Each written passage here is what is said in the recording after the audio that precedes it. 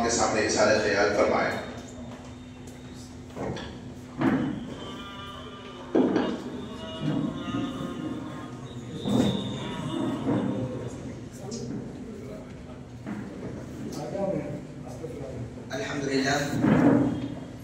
अल्हम्दुलिल्लाह रब्बिल आलमीन, अस्सलातु वस्सलामु अला अशरफिल अंबिया'i वल मुरसलीन, नबीना व हबीबिना व अला आलिहि व सहबिहि अजमईन। मोहतरम जनाब सैयद उमर शफी साहब, मोहतरम भाई कलीमुद्दीन साहब, और आज के इस प्रोग्राम में शरीक सिकंदराबाद मलकाजगिरी इलाके की मुख्तलिफ मसाजिद की कमेटियों के ज़िम्मेदारान, आइम्मा हज़रात, अस्सलामु अलैकुम व रहमतुल्लाहि व बरकातुहू। जैसा कि आप लोग वाकिफ़ हैं कि आज की इस मीटिंग का जो मकसद है वो दावतनामे में उसका जिक्र किया गया, और अभी मौलाना ने बहुत तफसील के साथ आपके सामने उम्मीद पोर्टल पर जो कुछ काम हुआ है और जो कुछ काम आगे आने वाले 3 महीनों में करना है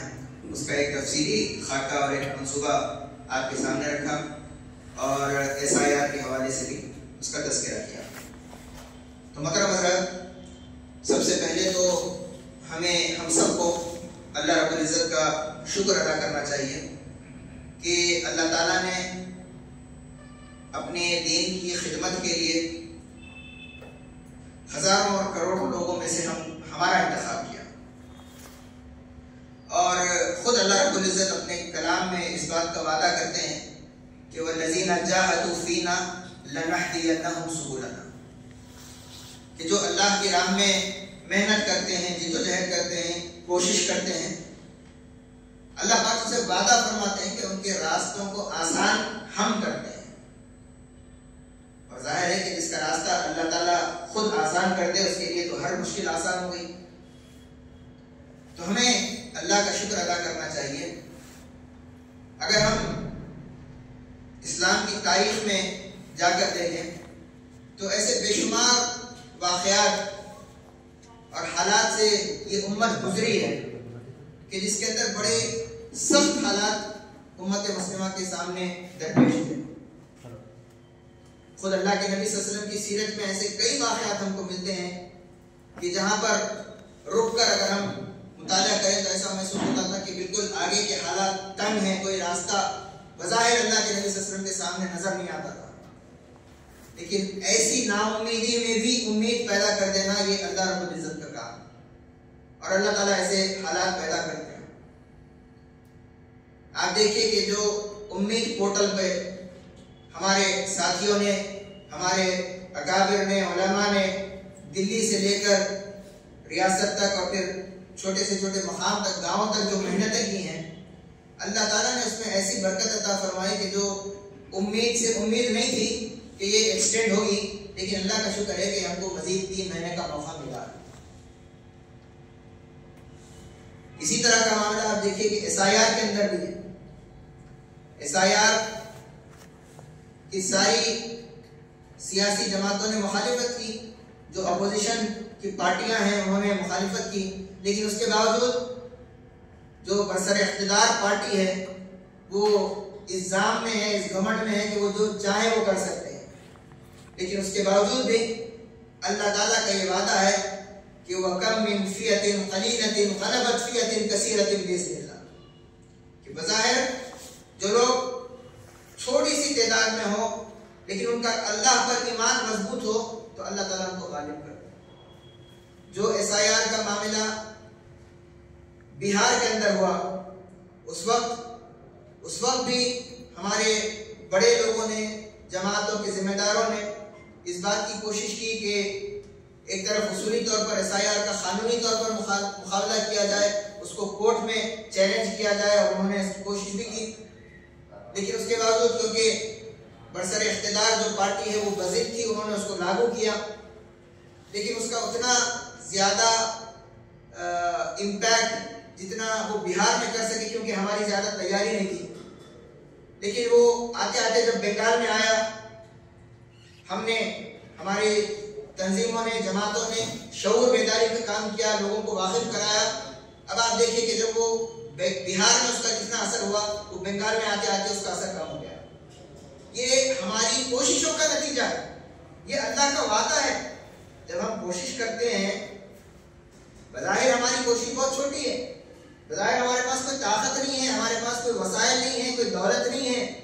लेकिन उसके बावजूद हमारी छोटी सी कोशिशों के अंदर आप देखिए कि इतनी बरकत होती है कि जो मामला बिहार से चला था, जहाँ 65 लाख लोगों के नाम निकाल दिए गए थे, वो बंगाल में आते आते उसका असर टूट रहा है। और इंशाअल्लाह उम्मीद है कि हमारी कोशिशें इसी तरह रही, अल्लाह की मदद हमारे साथ रही, तो तेलंगाना में आते आते हम उसको पूरे तौर पर हम शिकस्त दे सकेंगे, नाकाम कर सकेंगे। बस हमारी कोशिशों की, हमारी मेहनतों की जरूरत है। एक और बात मैं इस मौके से जो आप हजरात के सामने करना चाहता हूँ वो ये है कि अल्लाह ताला ने हमें इस मुल्क के अंदर एक खास तनासुब के अंदर पैदा किया, एक प्रोपोर्शन में हमारी यहाँ पे मौजूद है, जिसको मौलाना सैयद अबुल हसन अली नदवी रहमतुल्लाह अलैह अपनी किताब में लिखते हैं कि मुसलमानों की यहाँ पे जो मौजूदगी है, आप पूरे हिंदुस्तान का जायजा लेके देखिए, कश्मीर से लेके कन्याकुमारी तक कोई ऐसा खित्ता, कोई ऐसा इलाका नहीं है जहाँ पे मुसलमान नहीं। छोटे से छोटे गांवों के अंदर भी मुसलमान पाए जाते हैं, वो कमजोर होंगे, बहुत ही किसी कुचली हालत में होंगे, लेकिन मुसलमान पाए जाते हैं। हमारा यहाँ पे एक खास तनासुब में पाया जाना इस बात की अलामत है कि अल्लाह ताला हमसे इस मुल्क के अंदर काम लेना चाहता है। इस मुल्क की जो 80-85% गैर मुस्लिम आबादी है, इन तक अल्लाह के दीन का सच्चा पैगाम पहुंचाना ये आपकी और मेरी जिम्मेदारी। इसी वजह से हमारा इस दुनिया के अंदर वजूद है, इस मुल्क के अंदर हमारा वजूद। और याद रखिए कि ये जहां पे हमारा फरीजा है, हमारी जिम्मेदारी है, इसकी अल्लाह ताला के पास हमारे लिए सख्त पूछ भी होगी कि जिन लोगों के साथ हम दिन रात उठते बैठते हैं, इनके साथ हम कारोबार करते हैं, कल क़यामत के दिन ये अल्लाह के हुजूर हमारा गिरबान पकड़ के पूछेंगे कि यही साहब थे, यही अब्दुर्रहमान थे, यही अली थे, यही थे जो हमारे साथ हर चीज करते थे, कारोबार करते थे, लेकिन इन्होंने कभी अल्लाह का और अल्लाह के नबी का तारुफ हमारे सामने पेश नहीं किया। जरा तसव्वुर कीजिए कि हम अल्लाह के हुजूर खड़े होंगे और ये लोग हमारे हक में,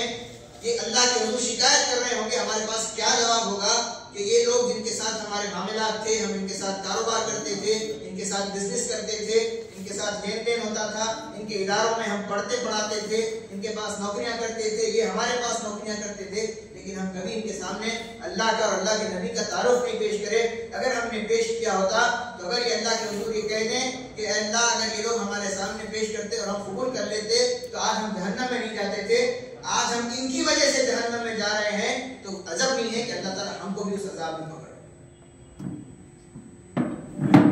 अल्लाह ताला के